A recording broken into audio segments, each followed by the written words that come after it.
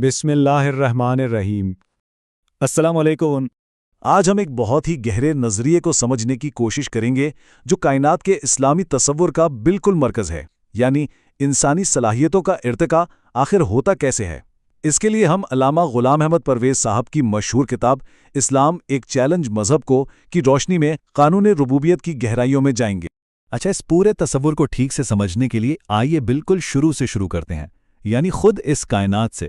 جب ہم آسمان میں ستاروں کو دیکھتے ہیں یا زندگی کی پیچیدگی پر غور کرتے ہیں تو ہمارے ذہن میں سب سے پہلا اور بنیادی سوال کیا آتا ہے؟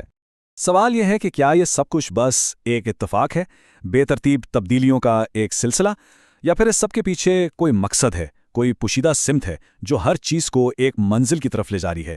یہی ایک سوال کائنات میں ہمارے مقام کو سمجھنے کی اصل کنجی ہے۔ دیکھیں، کسی بھی چیز کو سمجھنے کے لیے اس کی منزل کو جاننا ضروری ہوتا ہے۔ آپ تصور کریں کہ کوئی شخص بھاگ رہا ہے۔ ہم اس کے عمل کو یہ دیکھ کر نہیں سمجھتے کہ وہ اس وقت کہاں کھڑا ہے، بلکہ یہ جان کر سمجھتے ہیں کہ اس کا ہدف کیا ہے، وہ کس منزل کی طرف دوڑ رہا ہے۔ تو کسی بھی سرگرمی کا اصل مطلب اس کے مقصد سے ہی واضح ہوتا ہے۔ اور یہ جو مقصد کی تلاش ہے یہ کوئی نئی بات نہیں ہے۔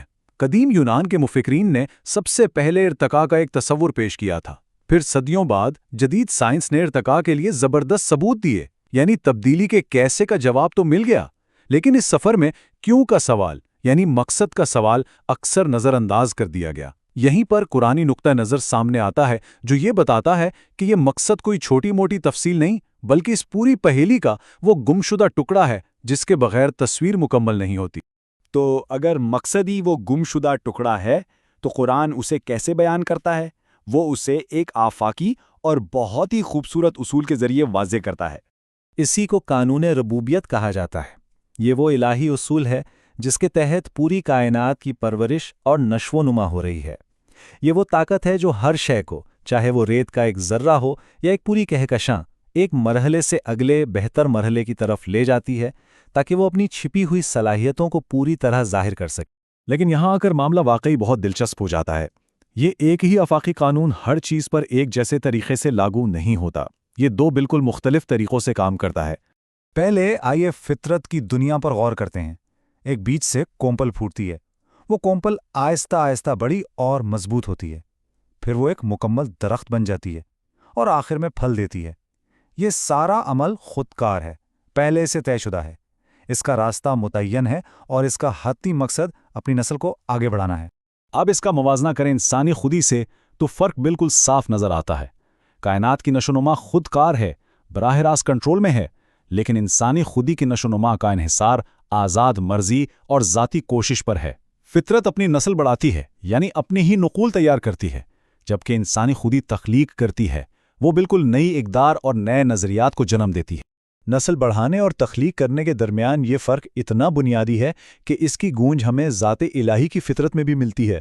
قرآن فرماتا ہے، لم یلد ولم یولد، نہ اس نے کسی کو جنا اور نہ وہ کسی سے جنا گیا۔ یہ ہمیں بتاتا ہے کہ اعلیٰ ترین سرگرمی صرف نسل کو آگے بڑھانا نہیں بلکہ تخلیق کرنا ہے، اور یہی انسانی خودی کی سب سے بڑی صلاحیت ہے، صرف ایک سلسلے کو جاری رکھنا نہیں بلکہ کسی نئی چیز کو وجود میں لانا۔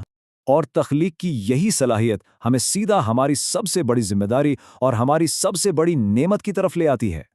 اس عظیم کائناتی منصوبے میں انسان ایک بہت ہی منفرد اور نازک مقام پر کھڑا ہے۔ ہم ایک آزاد خودی کے مالک ہیں۔ ہم صرف اور صرف اپنی کوششوں سے ہی نشوونما پا سکتے ہیں۔ ہم اپنے ارتقاء میں صرف خاموش مسافر نہیں ہیں بلکہ فعال شریک ہیں۔ ہمیں یہ آزادی حاصل ہے کہ ہم الہی رہنمائی کو قبول کریں یا رد کر دیں۔ یہی آزادی ہمیں پوری کائنات کی سب سے متحرک مخلوق بناتی ہے۔ اور اس آزادی کے ساتھ ایک بہت گہرا انتخاب آتا ہے، ایک ایسا امکان جو کائنات میں کسی اور مخلوق کے پاس نہیں ہے۔